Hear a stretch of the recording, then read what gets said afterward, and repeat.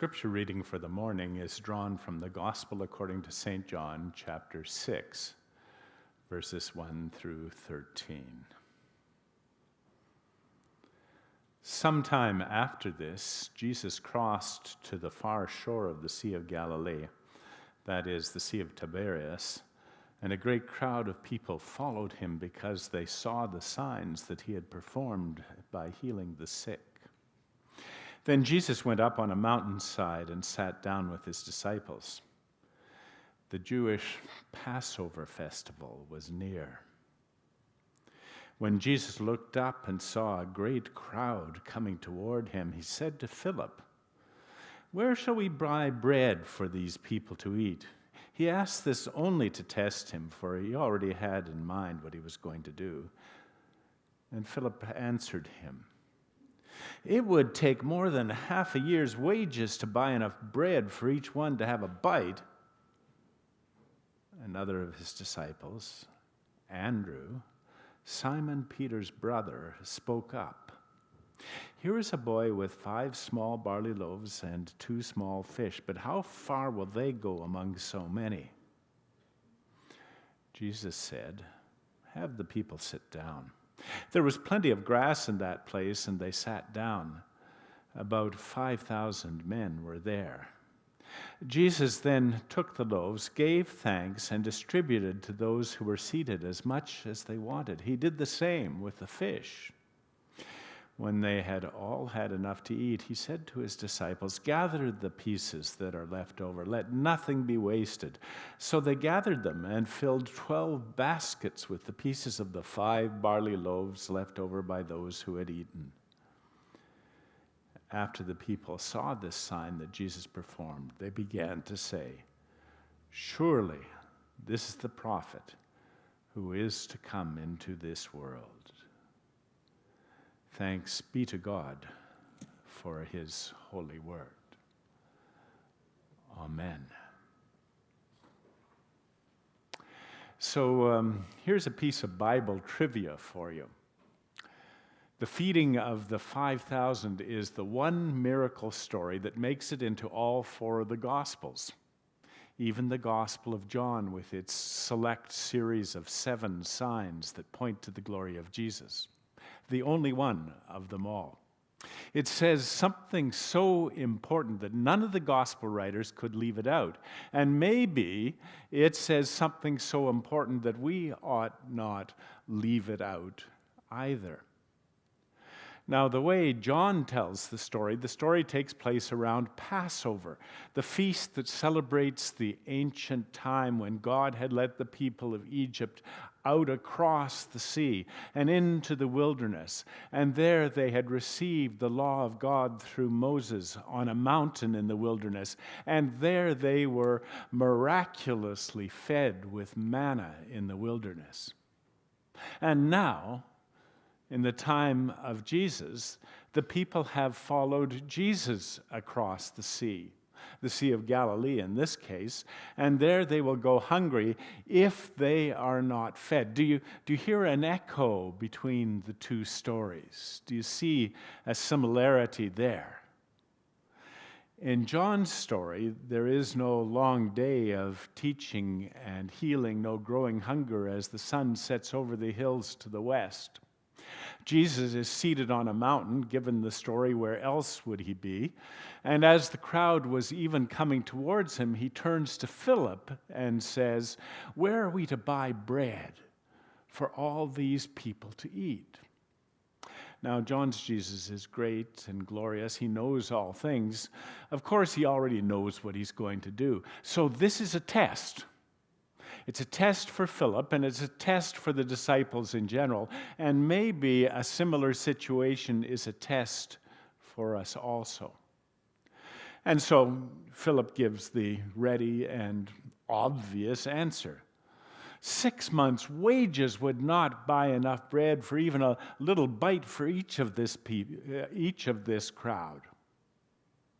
He does a little quick mental arithmetic, and he comes up with a real-world answer. And don't be hard on Philip. We need Philips who can add and subtract. We need people who can divide and multiply. And we need people to keep track of the money. But let's do a little arithmetic ourselves. What's 6 months' wages in Canada? But well, let's round it off and say $25,000. $25,000 in 6 months would be a little bit above average wage in Canada. $5 a head. That would be a relatively cheap lunch, wouldn't it? $5 times 5,000 people, $25,000. And you know what? Philip doesn't have $25,000 sitting in the pocket of his robe, and neither do we. It's a realistic answer. Call it the Philip option. And don't be hard on Philip. He sees the gap between the need out there and the resources in here. And he gives a real world answer. The Philip option, that's what it is. Because it's our real world too. We also have to be realistic about what we can do, you know. The need is so great and the resources are so small. You understand that. Take just, for example, the problem that's facing Philip in this story, the problem of hunger. Hunger is still a problem in our world. One calculation I've seen is that on an average day in this world, 750 million people will go to bed hungry tonight. That is, if they have a bed. And many of them will be children. And of course, we'd like to do something about it. I mean, we're decent folks here in the church, after all, aren't we? And in one way, it's a simple problem, after all. It's not like cancer or AIDS or COVID or something like that. We've known the cure for hunger. We've known the cure for hunger for quite a long time, after all. But when you get right down to it, even the whole hunger business is really and truly complicated. There's environmental degradation, there are corrupt governments, there is inadequate transportation, there are unwise agricultural practices. And what's one person going to do about these 101 problems? Or for that matter, one church? In real world terms, the problems are so great and the resources are so small. There's a story floating around. I've heard it from a lot of preachers. Don't even know if it's true, but it illustrates something. There's a story floating around that the dictator Stalin was once warned that the Pope would not like some measure that he was contemplating. How many divisions does the Pope have? He sneered. Well, none. Just some Swiss guards in ridiculous medieval costumes. And we Protestants don't even have that much. The problems are so great and our resources are so small. So what do we have in the church? Well, a few voices, some eloquent and strong, but more of them stumbling. A few minds, some sharp, but some getting a little tired with advancing years. Let's be honest about that. A few hands, a few feet, a few dollars saved from providing for the necessities of life. Not very much. Not very much. So we say to ourselves, and maybe we say to Jesus, it's time to get realistic. Send them away. Let someone else deal with this problem. That's the Philip option. Because that's what he says, send them away. It's clear that there's not very much that people like us can do. But not very much is not the same as nothing at all. And here's the other problem. Saying we can do nothing to Jesus is perilously close to saying to Jesus, you can do nothing. So give Philip an A for arithmetic,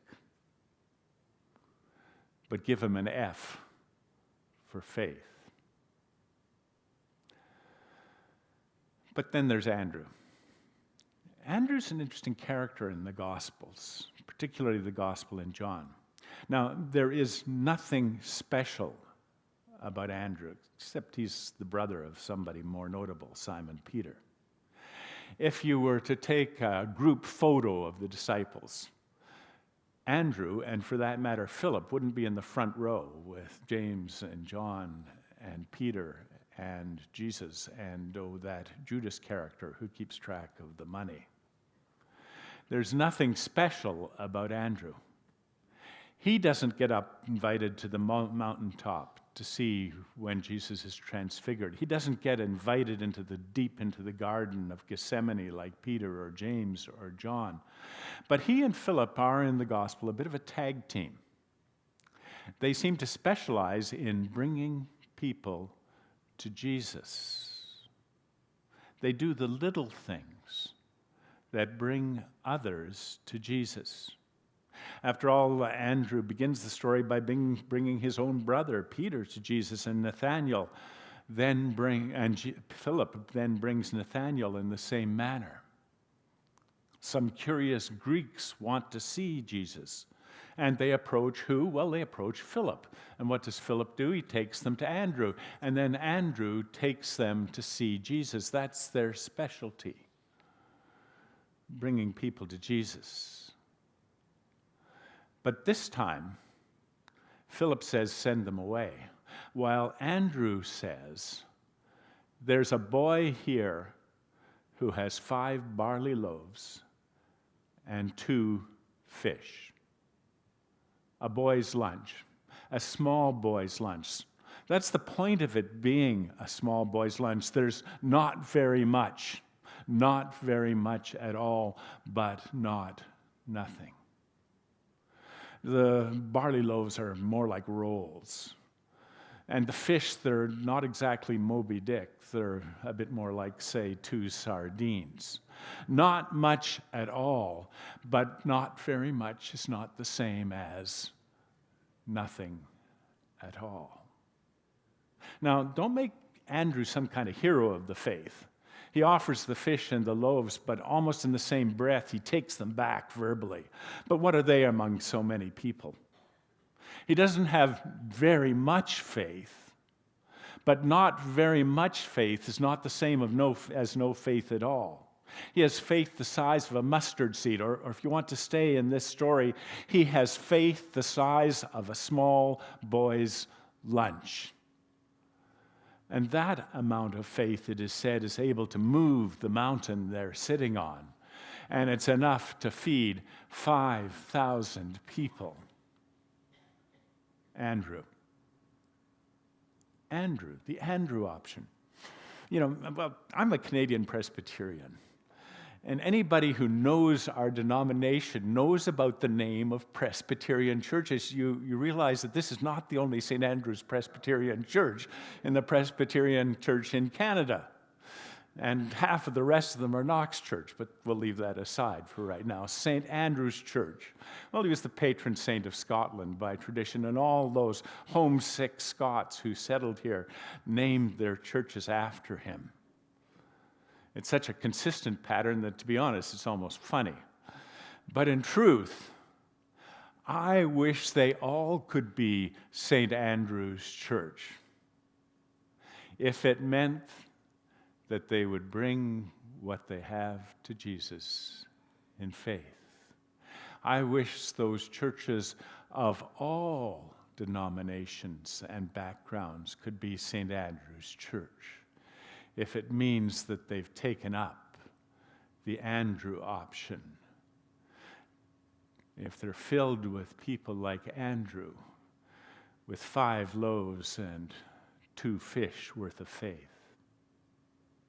But back to the story. I kind of expect that in a crowd of 5,000, and it specifies men actually, 5,000 men, there were smart guys standing in the back talking to one another. And I think the smart guys, the ones that know the cost of everything and the value of nothing. I expect that they were elbowing one another and kind of laughing behind their hands when Jesus takes the bread and breaks it and gives thanks and passes it out. And then,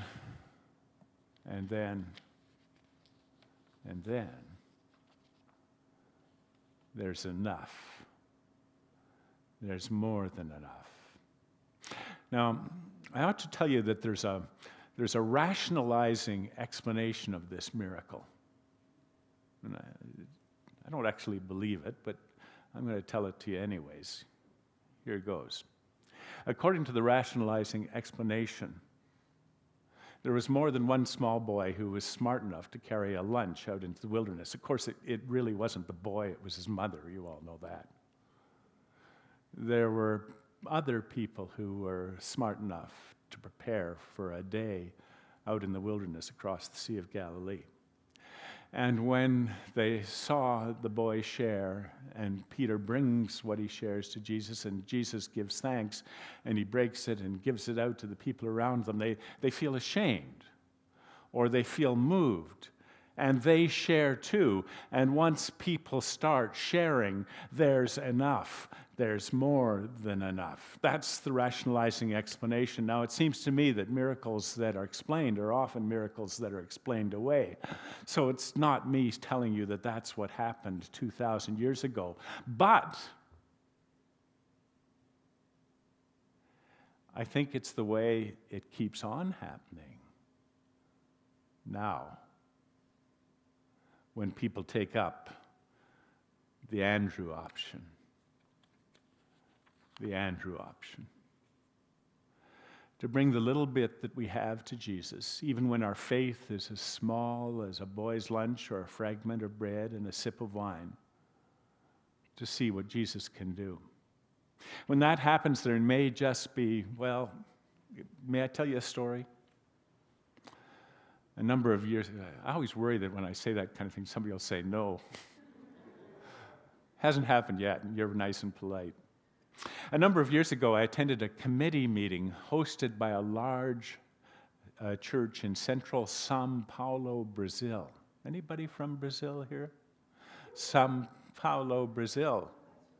Well, you'll know, and you'll be able to tell people that São Paulo is an enormous city. At that time, they calculated, and it was just a guess, that there were 29 million people in that city.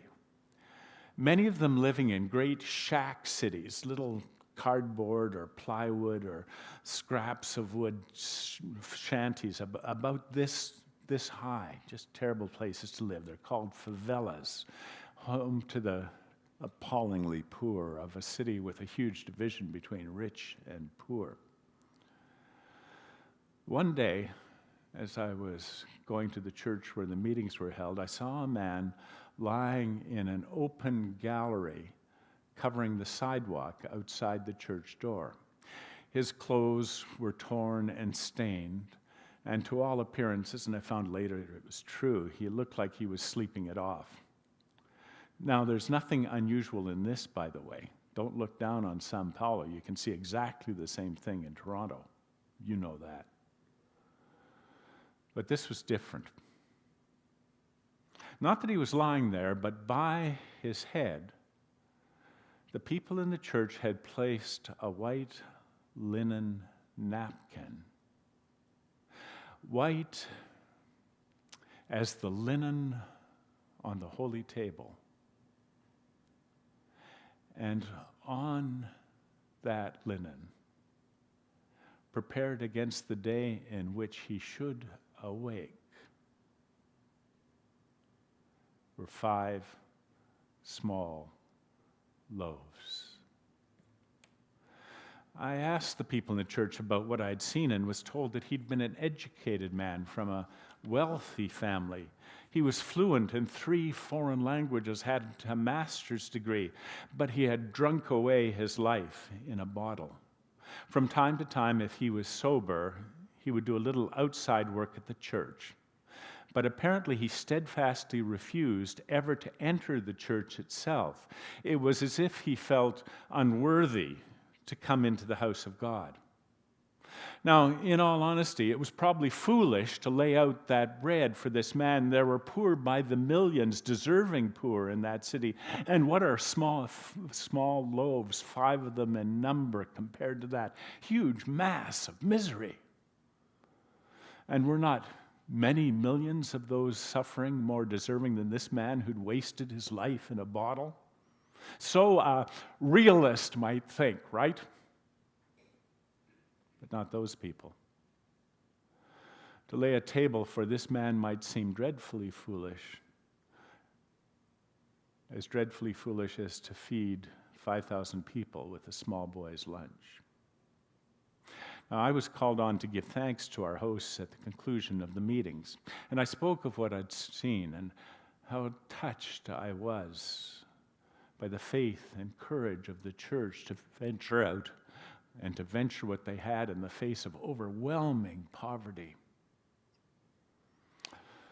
I think our hosts were touched in their own way by what I had said.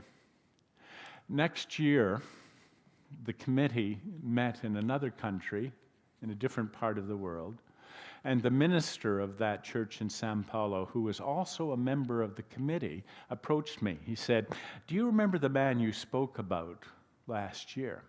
"Yes," I replied. "He died," said the minister. "But before that, he allowed us to carry him into the church. And he died, surrounded by friends at peace with God in the church."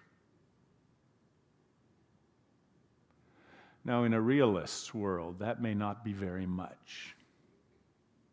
But in Jesus' world, this is what it was: a miracle, a sign of the glory and the power of Jesus. And sometimes, when my own small supply of faith is strong, Jesus' world seems more powerful and more real than any world that a realist might know. The Andrew option. You know, I ought to end the sermon here, but there really is just one thing more that needs to be said. One of the greatest mysteries of the New Testament is that John doesn't have a Lord's Supper story. This story, the feeding of the 5,000 and the sermon that follows it, takes its place. Listen, Jesus took the bread and broke it and shared it with those around him and gave thanks to God. Do you hear another echo? Not of the Exodus, but of the Eucharist, of communion. Do you hear the echo?